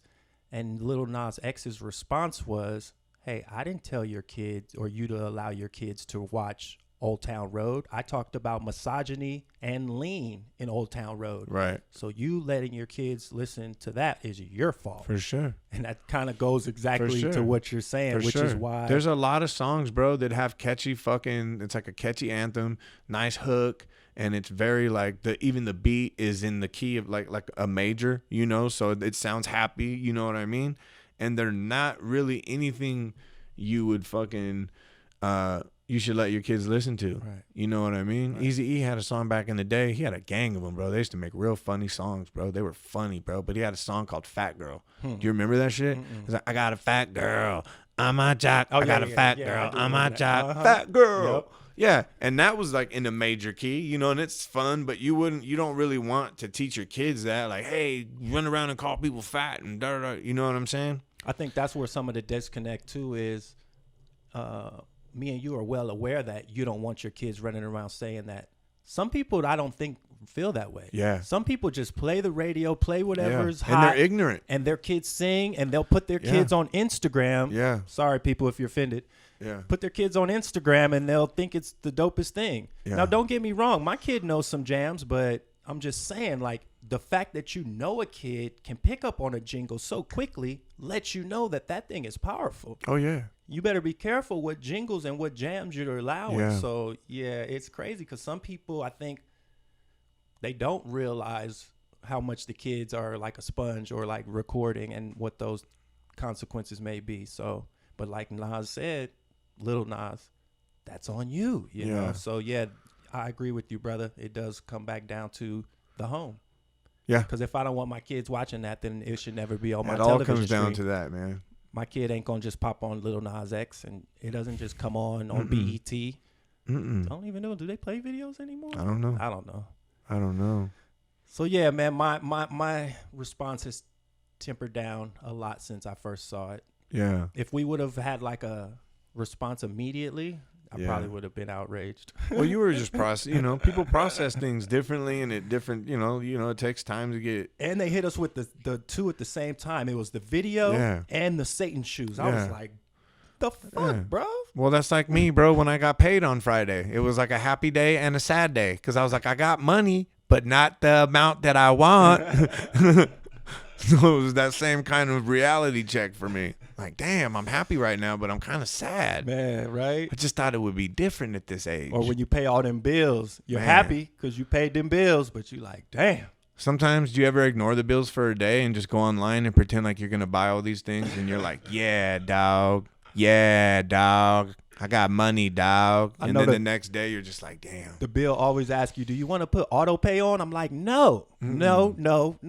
I don't want auto pay. Nope. Because I will might give you the money when I have might skip a month and call and ask for your understanding. I got to move some things around. See the way my bank account is set up. I want to talk to your call center in the Philippines and explain myself. Oh, okay, sir. Sorry, sir. Sorry, sir. I've been that lame guy, too. Sorry. I did Sorry. not authorize this automatic purchase. I need you to refund that. Yeah. It's like, man. It was so funny. Check this out. I called Chase, and a Filipino lady answered, right? And I know they got the call center in the Philippines. Every time I call, it's a Filipino lady, right? So I'm talking to her, and she was really friendly. She was great, but she just couldn't help me with what I needed help with. So I said, let me talk to your supervisor. So the supervisor gets on the phone, and I'm explaining to her. I go, look, it was about a late payment. And I was like, look, it's 3 days late. The lady, I just talked to a lady in the Philippines, and she was like, hey, sir, you need to stop generalizing. And I was like, what? And I was like, dude, what are you talking about? Sorry, Myanmar. I swear, I was so fucking like, what? And she goes, there's Filipinos in the United States. And I was like, yeah, but literally your call center is in the Philippines. It's 100%. You guys are batting 1,000. I've called you guys like 150 million times since I've opened this account. Every time it's someone in the Philippines, bro. Right? Come on, man. So anyways, we go back and forth. Or their call center is in little Filipino town or something. Yeah. We go back and forth. It could be. We go back and forth. And finally, dude, because they're trained, bro. They're trained. They know what's up. If they want to get you off the phone, they just aggravate you, bro. And they know you're going to snap eventually, and then they can hang up. So she's going and going and going, and I just snapped, bro. And I go, you're not my fucking mom, okay? And she's like, have a good day, sir. And she just fucking clicked on me, bro. Because I was like, she kept saying stop generalizing. And I was like, what do you mean stop generalizing? You're not my fucking mom, okay? She wasn't dealing with you. And she was like, have a good day, sir. And she hung up. So customer service. That's how that went. What company was that? That was Chase. Shout out to Chase. Yeah, I closed man. my Chase account long ago. Yeah. Can't be Man. dealing with people. You know their checking account will charge you $12 if you don't have direct deposit? You better get off that Chase. What is that nonsense, bro? That's you talk all that shit just like we was against social media for a minute because we talk all this shit about social media. Yeah. We talk all this shit about the Chase family, and then you got your money with them suckers. Well, who am I supposed to put it with? I got a credit union, actually. The There you SAG credit go. union, but There it's you SAG. go. I got mine with One United. That's a black bank. Is it? Yeah, you can put your money with a black bank. You don't got to be black to bank black. Are you sure? Can Can you imagine, bro, if I went in there and they're just like, and they pull out a color chart, fool. They pull out a color chart and it starts at about like a little tan, like Julio, and they're just like, ugh. But then Boo walks in. And Yeah. then you like, Yeah. If she co-signs for my account, I can open it. Damn, fool. That's where it's going. Nah, when she walks in, Watch you this. good. Watch this, bro. You know how all these laws are targeting white supremacy and all that? Right. Watch this. This is where it's going, dude. And I thought about this when yeah, this is it right here. This was a movie, bro. It was a book actually, but this was a movie that they did in 1995 with John Travolta and is it Henry or Harry Belafonte? Belafonte. Harry. Is it Harry? Yeah. Okay, they did a movie together called The White Man's Burden. White Man's Burden. Okay. And The White Man's Burden. Trip on this, bro. So in this movie, dude, white people and black people have changed places. So black people are all like fucking bougie and shit. And like they see like a group of white people walking down the street and they cross the street. They grab their purses and shit in the elevator. All the white people talk with like southern twangs and shit. Like, yo, what's up, man? You know what I mean? It's crazy, bro. Mm-hmm. And the whole movie is like that. But John Travolta is from our dimension and somehow wakes up in this dimension. Mm-hmm. And it's just like, what the fuck? Yeah. And the whole movie is that, bro. It's so you're saying that's where we're going? Yes. I can see that. Yes. That's exactly where we're going. Because that's what we've described. Yeah. That's exactly where we're going. Yeah. And I was like, damn, that's revelation of the method like a motherfucker right there. Did I bring it up to you or did I talk about it on the pod? It was a situation that happened recently on Twitter, and it showed me the hypocrisy. I think we didn't talk about it on the pod yet, but I can talk about it now. Remember I told you it showed the hypocrisy because it was two black girls, mm-hmm. and they robbed an Uber driver. Oh, my God. Did you see the video? And they killed him? I think he died, yeah. Yes, bro. Yeah, that was crazy, wasn't it? That was insane. That was the craziest shit I've ever seen. Yo, you guys, if you haven't seen this shit, these two girls, 13 years old and 15 years old, are in Washington, D.C., bro. Don't rush to see it. And this... Take our word for it. Yeah, it's bad. It's really bad. But this Uber driver is hanging on. Like, he's on the outside of his car, and they haven't left yet. And he's like, someone called the police. Someone called the police. They're trying to steal my car. And they're already filming. People are filming. And they take off, dude. And he's like hanging out. He's literally riding like how firemen ride on the side of a truck, mm-hmm. but on his car, like holding on. And man, that little girl swerves into a pole. Like a couple of them. And they shut. And I don't know where he was at that time. I don't know if it hit him, and I don't know what happened, bro, but all I know was they turned the corner, the car flips, and by the time the cameraman gets over there, the little girls are like climbing out, and the dude is like, I think he was dying. Yeah. I think he was still alive, but he was dying. Yeah. And what was so crazy was no one helped him. Nobody. There was like some army guys there, and they were backing everybody up. Back up, back up. But yeah, he was just sitting there. Yeah. They just left him there. I don't think they knew what to do. You got to wait till the EMT get there. It was so crazy. And then they probably think if you move them, it might fuck them up more. Yeah. I don't know. And then the little girl goes, hold on, I left my phone in there. No, she didn't. Yeah, she did, bro. Damn, that shows the disconnect right there. That dude is laying there dying, bro. After they stole his car and tased him, and she's like, hold on, I left my phone in there. They got these kids living in a digital world, bro. Where it's so crazy. Real and then the argument online with people online, of course, goes racial. That's what I was. And I'm like, bro, people, what are we doing, exactly. Bro? Thank you, Smooth. It's just a person. Thank dude. you, Smooth. These people hurt these people. We have to figure this out now. But there's an argument about race. It started with a white guy that said, what did he say? Because they used the word accident. Oh, he goes, if they were white, this would have been called domestic terrorism or whatever. And then a black woman answered and goes, no, if they were white, they just would have had a bad day. And I was just like, oh my God, dude, you guys, there's a dude dead on this video right here. And pretty much probably 2 dead little girls. I can't imagine. Well, the 15-year-old probably is not going to get out of jail anytime soon, bro.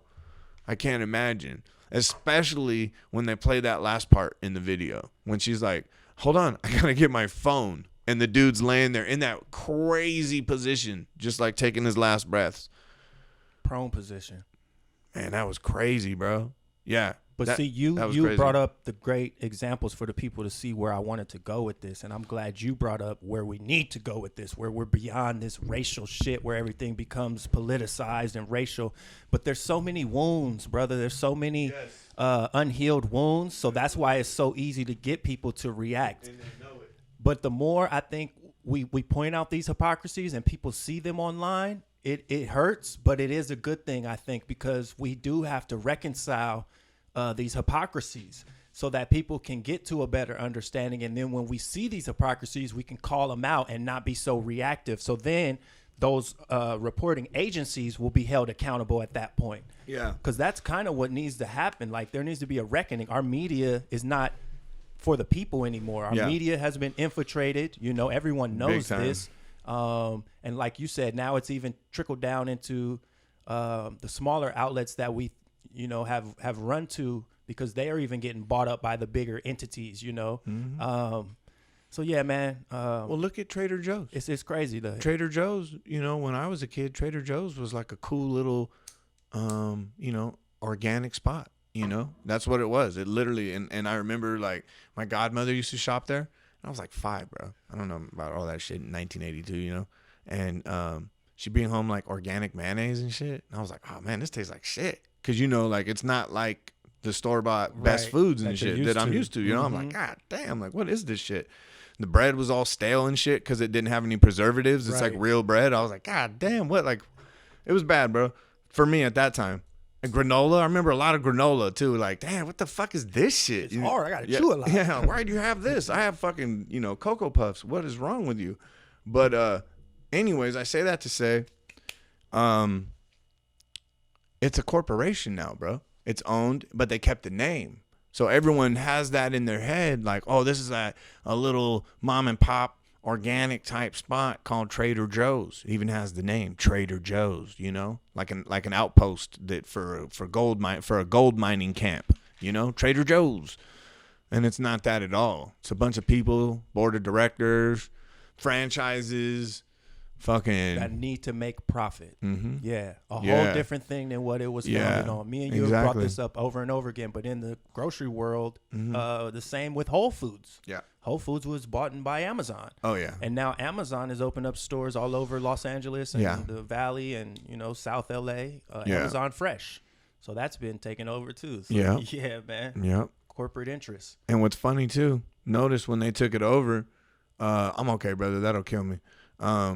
They all of a sudden now Whole Foods is getting these weird lawsuits where it's like, oh yeah, they didn't really have organic produce, or they didn't really have organic meat or whatever, and it's like, they never had that before, bro. Interesting. But now when you take it over, all of a sudden there's all these issues, and it could be nothing, it could be total coincidence, could be, but I did find that interesting. I didn't even know that. They busted them. They had inorganic produce that they were selling as organic. Yeah, absolutely. Yeah. Crazy. So yeah, that's a lot of times. Because it's those little things too. That's sad, because those are the little things that deter people. Like when I spend the extra money for organic, I've heard people say that before. Well, how do you even know it's organic? Right. What if they're just labeling that as organic, and then they hear a story like that and they're like, see? But for me, I know a lot of it is about intent as well. So I'm going in with the intent to feed my family the cleanest food possible. So that's my intent. I can't give anybody else their, intent. To each his own at that point, Absolutely. Some people think regular produce is just as good. So salute to them too. Everybody got to do what's best for them. Yeah. So for me, I like the organic stuff. You like that electric shit, don't you? You know I do. Damn it. Are we getting into that or the next episode? Probably next episode. Yeah, we should probably clip this one. I think we're at about 90 minutes. Yeah, let's do it. Let me see if I had anything else real quick. Yeah, go ahead. Joe Budden's What happened with podcast. Did we talk about it already? I don't think we did, but His- it's kind his- of old news now. His two but buddies? Yeah, his two buddies haven't been on the podcast. What's their names? Maul and Rory. Yeah. I know you watch it a lot. Yeah, Maul and so that's Rory. crazy because they've had a good run, a 6-year run. I don't think it's over, but it's in a limbo right now. I heard they're going to therapy together. Really? I swear to God. Was that the update? That's what I heard. I thought it was cool, though, I heard Joe because Budden and one of them dudes are going to therapy the together. report was that Joe told Rory to maybe take some time off. And Rory and Joe, notably on the pod, had been having some tension to where Rory even brought up on the pod several times, like, man, we could step outside, like, or we could, as men, everybody knows what that means. We could, you throw them hands, we can handle this real quick. And Joe always took it as ha-ha, but after he kept saying it, he was like, hey, man, stop saying that, because people taking it a certain way. Like, don't be challenging me, I don't play like that. And then it came to a point where he told him to take some time off, and then I think Maul stood in solidarity with Rory because he felt like who was Joe to tell him to take time off.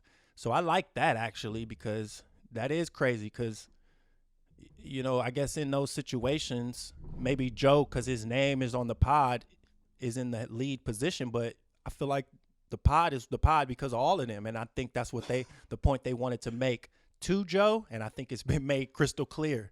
Sounds like it. Because, it's not the same without those brothers. And all the fans have told him, like, we tune in because of your camaraderie, because of your, the chemistry. Yeah. And you take something away and it's just not the same. And I think that's a blessing for a lot of us. Sometimes you be like, man, I could do this better on my own. It's like, yeah, you could do aspects of it, but nah, it's not. Once you change it, it's different.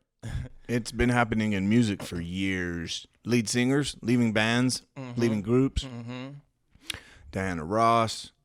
Let's see. Who else? No, I mean, Michael Jackson, but that worked out. Beyonce went solo, that worked out. Mm-hmm. But there's a lot of times when going solo, man, just... It didn't work out, huh? Way more often than not. Right. Like, the only ones I can think of is, like, Justin Timberlake. But he was, like, the super talented one out of the group. Mm-hmm. You know what I mean? Mm-hmm. So, but anyways, yeah, bro. And it kills the dynamic, and you always wonder what would have been, The fans are left knowing that, and I don't think, excuse me, it's not necessarily like you, I guess you do. I think you do. I think you owe everyone, not just like, this is our pod, and I don't just owe you, but I do owe the fans, because there are a lot of ones who have been down since day one. Who are putting their time into watching our podcast, and they don't have to do that. Right. And I appreciate that. Facts. Because they could be making money. They could be spending time with their family. Maybe they are spending time with their family. And making money while listening exactly, to us. bro, So, yeah, for me, I just really appreciate the whole paradigm. Everybody involved, including Steve. I love having Steve involved, and the fact that we're all family men makes it that much better because we understand everybody's boundaries and we understand everyone's what we're going through. Bro, I think that's what's happening in all of this quietly, because women, when women do things, it's women empowerment or like black girl magic, but quietly. I think men are having an awakening right now because you see more and more men dealing with these type of issues where this isn't usually our space to be open, to be vulnerable, to just talk about our feelings, to talk about what we're going through. But more and more of us are having this revelation that why can't I? Because all you're really doing is hurting others by having this pent up rage, It's not beneficial. In the old model, though, that's how men were kind of molded, Right.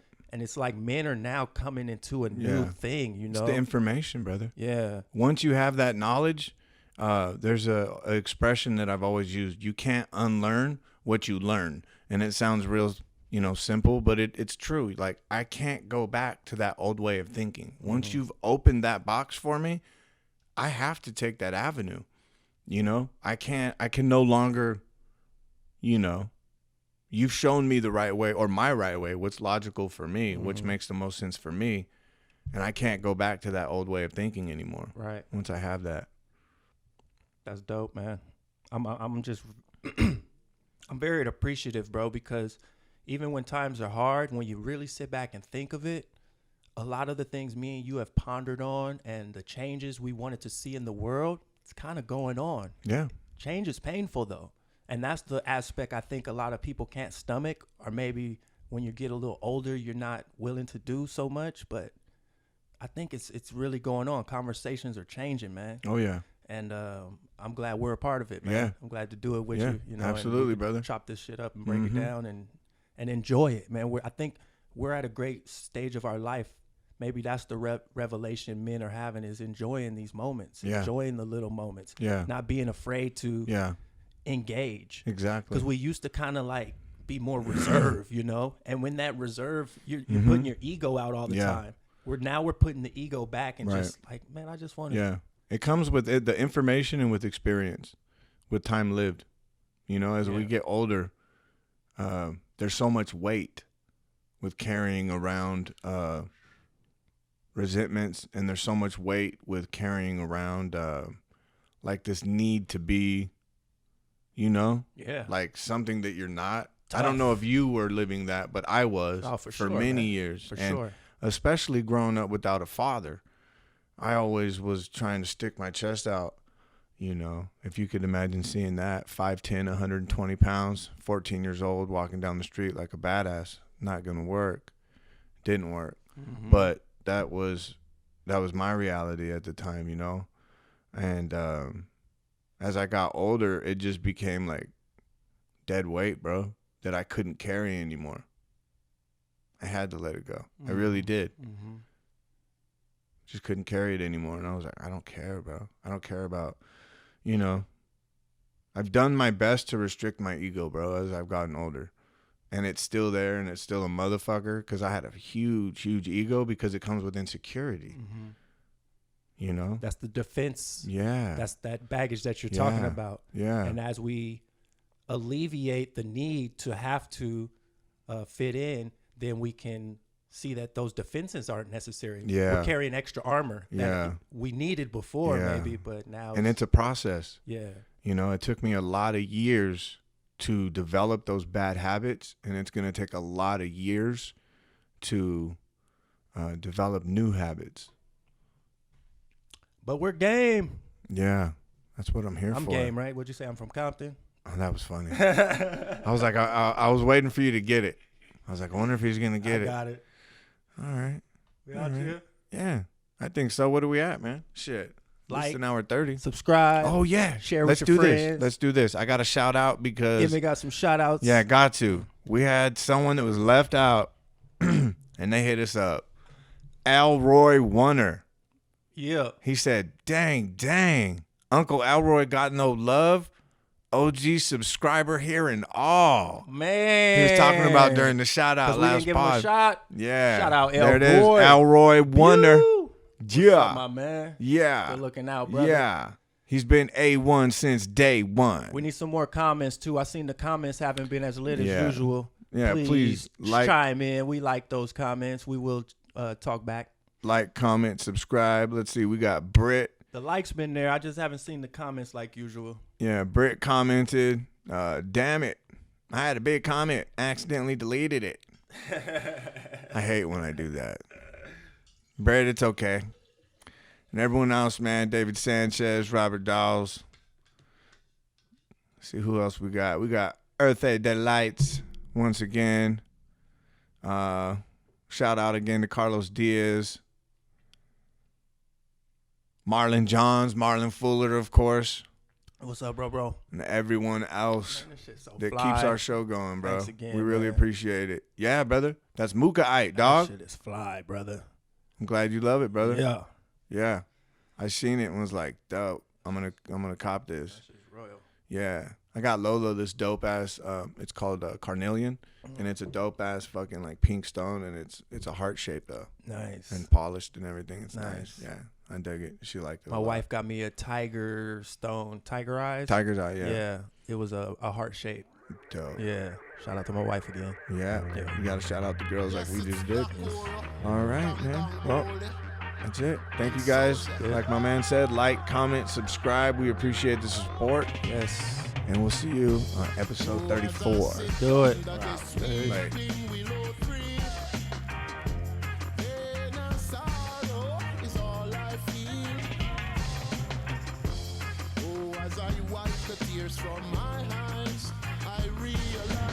Kush and Chemtrails, the world's most dangerous podcast.